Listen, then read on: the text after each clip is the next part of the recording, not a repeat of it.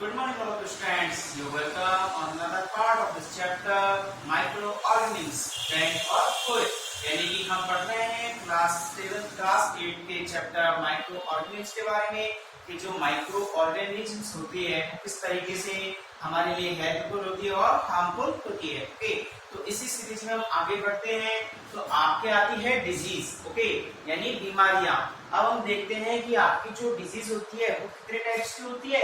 वो आपके 2 टाइप्स की होती है। फर्स्ट होती है कम्युनिकेबल एंड सेकंड होती है नॉन कम्युनिकेबल। ओके, अच्छा, अब कम्युनिकेबल क्या होता है? कम्युनिकेबल होता है संक्रामक बीमारियां, यानी कि एक व्यक्ति से दूसरे व्यक्ति में फैलने वाली जो बीमारियां होती है। सपोज कि कोई व्यक्ति है, वो क्या है, डिजीज है उसके, यानी कि वो बीमार है, अगर वो किसी के हाथ लगा देगा, यानी छूने से, खांसने से, ओके, यानी एक रोगी व्यक्ति से दूसरे रोगी व्यक्ति में जो बीमारी होती है उसे क्या बोलते हैं? कम्युनिकेबल, यानी कि ट्रांसफॉर्मेशन होता है उसका। ओके, तो कम्युनिकेबल होती है। सेकंड होती है non communicable. Non communicable disease क्या होती है? जो कि एक व्यक्ति से दूसरे व्यक्ति में नहीं फैलती, यानी 1% और another percent disease are not spread, that is called non communicable disease। Okay students, तो आपके कम्युनिकेबल के अंदर क्या होती है? कम्युनिकेबल के अंदर spread through air and water, यानी एयर के थ्रू एंड वाटर के थ्रू जाती है। सेकंड आपके spread through carries like mosquitoes and flies, यानी कि आपके जो मॉस्किटोज होते हैं, यानी मच्छर जो होते हैं, और फ्लाइज यानी मक्खियां होती है, उनसे मच्छर मक्खियों से जो अपनी बीमारियां, यानी कि जब वो काटते हैं उससे फैलने वाली बीमारी भी किसके अंदर आती है? आपकी कम्युनिकेबल डिजीज के अंदर आती है। इसके अलावा आप देख ही होंगे वर्तमान में आपके प्रेजेंट में आपके कोरोना चल रहा है, यानी कि कोरोना जो होता है ये क्या है? एक वायरस है। ओके, और ये किससे फैलता है? यानी कि कम्युनिकेबल डिजीज है। एक रोगी व्यक्ति से दूसरे व्यक्ति में फैल रहा है, यानी कि 1% तो आधा परसेंट फैल रहा है। ओके, यानी ये किसके अंदर आएगा? आपकी कम्युनिकेबल डिजीज के अंदर आएगा, कोरोना वायरस। ओके, यानी कम्युनिकेबल क्या होती है? Spread through air and water and spread through like carries like mosquitoes and flies. Okay students, ये तो किसके बारे में बात हुई? आपके कम्युनिकेबल डिजीज के बारे में। सेकंड हम पढ़ रहे हैं किसके बारे में? नॉन कम्युनिकेबल, यानी कि जो असंक्रामक बीमारी है, यानी कि एक व्यक्ति से दूसरे व्यक्ति में नहीं फैल रही है। ओके, यानी कि हमें उससे कोई नुकसान नहीं है। उसके अंदर कौन सी डिजीज आती है? आपकी जैसे जेनेटिक्स। जेनेटिक्स यानी क्या होता है? आपने देखा होगा कि आपकी जो पेरेंट्स से आती है कोई भी डिजीज, जैसे कि पेरेंट को कोई डिजीज है और अगर वो आप में है तो वो कौन सी डिजीज होगी? आपकी जेनेटिक्स डिजीज हो गई। यानी कि एक पीढ़ी से दूसरी पीढ़ी में, यानी कि आपके बोल सकते हैं हम कि जो पेरेंट्स जो होते हैं उनसे आपके जो डॉटर्स होते हैं, यानी आपके जो पीढ़ी होती है उनके अंदर, यानी पीढ़ी दर पीढ़ी आप बोल सकते हैं उसको। ओके, यानी कि एक से दूसरे व्यक्ति में, यानी कि उसको तो क्या बोलते हैं? कम्युनिकेबल। और एक जेनेटिक्स का जो डिजीज होती है, जेनेटिकली जो डिजीज डिसऑर्डर्स होते हैं उनको क्या बोलते हैं? हम नॉन कम्युनिकेबल डिजीज बोलते हैं, यानी कि वो जेनेटिक्स के द्वारा फैलती है। ओके, सेकंड हम देखते हैं इसमें control measures of house fly, यानी कि जो आपकी कम्युनिकेबल डिजीज फैलाती है, आपकी जो हाउस फ्लाइज है, ओके, उनका हम किस तरीके से कंट्रोल कर सकते हैं?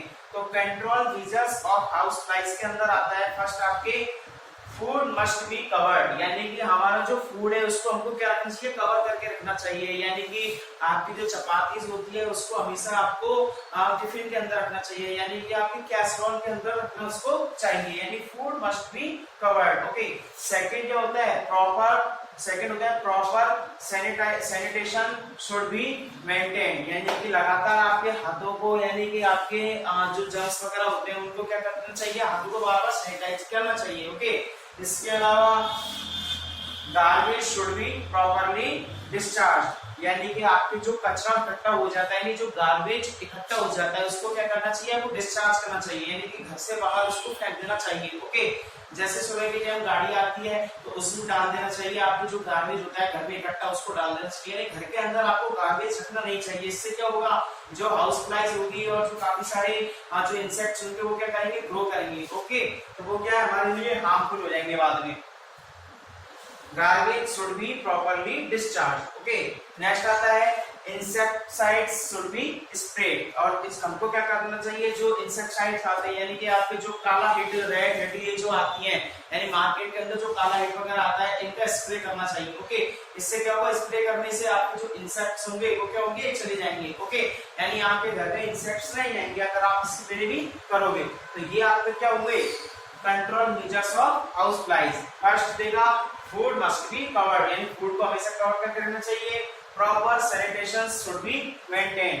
थर्ड है garbage should be properly discharge. And fourth आता है insecticides should be spread. Okay students, अगला हम देखते हैं आपकी जो फीमेल मॉस्किटोज होती है, यानी कि female mosquitoes Anopheles carries the parasite of malaria. यानी कि हम पढ़ते हैं आपकी जो फीमेल आपकी जो हाउस फ्लाई होती है, यानी कि फीमेल जो मॉस्किटोज होती है वो किसको कैरी करती है, आपकी मलेरिया का जो पैरासाइट होता है उसको कैरी करती है साथ में। यानी कि जो फीमेल मॉस्किटोज होती है वो Anopheles carries the parasite of malaria.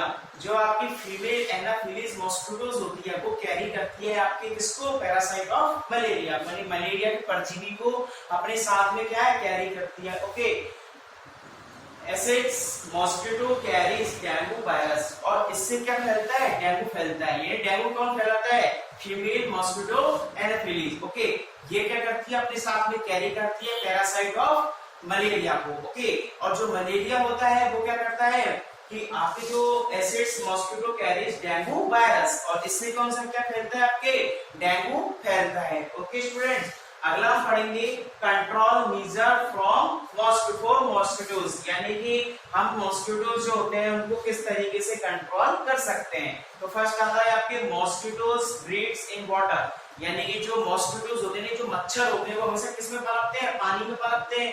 यानी आपने देखा होगा आपके आसपास में कहीं भी अगर पानी अगर इकट्ठा हो जाता है, यानी कि आपके जैसे वाटर, यानी कि जैसे आपके जब रेन आती है, रेनी सीजन होते हैं, उसमें काफी सारी जगह वाटर जो है इकट्ठा हो जाता है, बाद में क्या होने लग जाता है, वो खराब हो जाता है, यानी कि उसमें गंदगी बढ़ने लग जाती है। और जब गंदा पानी होता है तो उसमें क्या बढ़ जाते हैं, मच्छर बढ़ जाते हैं, यानी कि जो मॉस्किटोज होते हैं वो वहां पे ग्रो करते हैं। ओके, तो मॉस्किटोज ब्रीड्स इन वाटर, यानी कि वहीं पे क्या करते हैं, वो ब्रीड्स करते हैं, जन्म करते हैं। Okay, so water must not be allowed to collect anywhere, इसलिए अपने आसपास आपको पानी इकट्ठा नहीं होने देना चाहिए। ओके, आपको क्या करना चाहिए, so water must not be allowed to collect anywhere. Okay, second आता है keep surrounding clean and dry, आपके आसपास का जो एनवायरनमेंट है जहां पर आप रहते हो, चाहे आप घर में हो, चाहे आप किसी भी आप बोल सकते हो किसी भी उद्यान, किसी भी यानी कि आप पार्क के अंदर हो, वहां के आपके जो एनवायरनमेंट होता है उसको क्लीन रखना चाहिए, गंदा नहीं रखना चाहिए। ओके, यानी कि keep surrounding clean and dry, clean तो हमने समझ लिया, ड्राई क्या चीज है, यानी कि वहां पर पानी इकट्ठा नहीं होने देना चाहिए। इसके अलावा वहां पे गर्मी यानी शुष्कता रखनी चाहिए, ड्राईनेस रखनी चाहिए। ओके, इसके अलावा थर्ड पॉइंट आता है keep surface clean by water, यानी कि आपको अपने घरों में जो फ्लोर होता है, जो फर्श होता है, उसको क्या करना चाहिए, क्लीन करना चाहिए पानी से। इसके अलावा आप केरोसिन से भी कर सकते हो, आप नायलॉन का क्या लगा सकते हो, आप पोछा लगा सकते हो। इसके अलावा आप काफी सारे मार्केट में प्रोडक्ट आते हैं, उनसे आप क्या कर सकते हो, अपने फ्लोर को क्या कर सकते हो, एक तरीके से क्लीन कर सकते हो, जिससे जो मॉस्किटोज होते हैं या जिस भी तरह के जो इंसेक्ट होते हैं वो क्या है, वहां पे पनपते नहीं है, और वो वहीं पे क्या होते हैं, किल हो जाते हैं, मर जाते हैं। ओके, तो उससे क्या है, हमें हेल्प मिलती है। ओके, तो ये आपके किसके बारे में हुआ, डिजीज के बारे में, कि डिजीज कितने टाइप की होती है, 2 टाइप की, कम्युनिकेबल है, नॉन कम्युनिकेबल। नॉन कम्युनिकेबल और कम्युनिकेबल में अंतर क्या है, कि कम्युनिकेबल होती है spread through air and water, यानी कि one person to another person जो डिजीज ट्रांसफर होती है उसे क्या बोलते हैं, हम कम्युनिकेबल डिजीज बोलते हैं। Okay, spread through air water, spread through carries like mosquitoes, fly etcetera. Second आता है आपके नॉन कम्युनिकेबल, नॉन कम्युनिकेबल के अंदर आती है आपके जेनेटिक्स बीमारियां, यानी कि जो एक पीढ़ी से दूसरी पीढ़ी में ओके जाती है उसे क्या बोलते हैं, नॉन कम्युनिकेबल डिजीज बोलते हैं। अब हमने देखा control measures of house fly, यानी हाउस फ्लाइज के ऊपर हम किस तरीके से कंट्रोल कर सकते हैं। फर्स्ट है हमारा फूड जो होता है उसे मस्ट बी कवर्ड, फूड को कवर करके देना चाहिए। Second, proper sanitation should be maintain. Third, garbage should be properly discharge. Fourth आता है इंसेक्टिसाइड शुड बी स्प्रेड। तो इन प्रोसेस के द्वारा आप क्या कर सकते हो, आपके घर में जो हाउस फ्लाइज होती है उनको ऊपर आप कंट्रोल कर सकते हो। ओके, तो अभी ये क्या करती है, आपके गंदगी वाली जगह पे बैठती है, फिर अपने हाथ और पैरों में क्या लाती है, गंदगी लाती है, जिससे हम क्या कर सकते हैं, फूड हमारे को क्या करते हैं, फूड विषाक्त रखती है। ओके, इसके अलावा अगला आता है female mosquitoes Anopheles carries the parasite of malaria, यानी ये जो मादा एनाफिलिस मच्छर जो होता है वो अपने साथ में कैरी करता है मलेरिया के परजीवी को। ओके, यानी पैरासाइट ऑफ मलेरिया को। Acids mosquitoes carry dengue virus, और जो मच्छर होते हैं, जो मॉस्किटोज होते हैं, वो किसको कवर करते हैं, किसको कैरी करते हैं, डेंगू वायरस को कैरी करते हैं। ओके, यानी कि कंट्रोल मेजर्स फॉर मॉस्किटोज, यानी कि आपके बोल सकते हैं मॉस्किटोज को किस तरीके से कंट्रोल कर सकते हैं। तो फर्स्ट आता है mosquitoes breeds in water, so water must not be allowed to collect anywhere. Second point is keep surrounding clean and dry, and third and last point is keep surface clean by water, यानी water से आप क्या कर सकते हो, किसी भी surface को क्लीन कर सकते हो, साथ में नायलॉन का पोंछा लगा सकते हो, इसके अलावा केरोसिन भी यूज में ले सकते हो, जिससे क्या होते हैं वहां के जो जर्म्स होते हैं वो आपके नष्ट हो जाते हैं, डेस्ट हो जाते हैं। साथ में आपके जो जितने भी इंसेक्ट्स होते हैं वो क्या कर सकते हैं, अपनी ग्रो कम कर सकते हैं, वो कील हो सकते हैं, इससे क्या हमें हेल्प मिलती है। तो ये आज क्या हुआ, आज की क्लास के बारे में हमने बात किया, अब बात करेंगे नेक्स्ट क्लास में।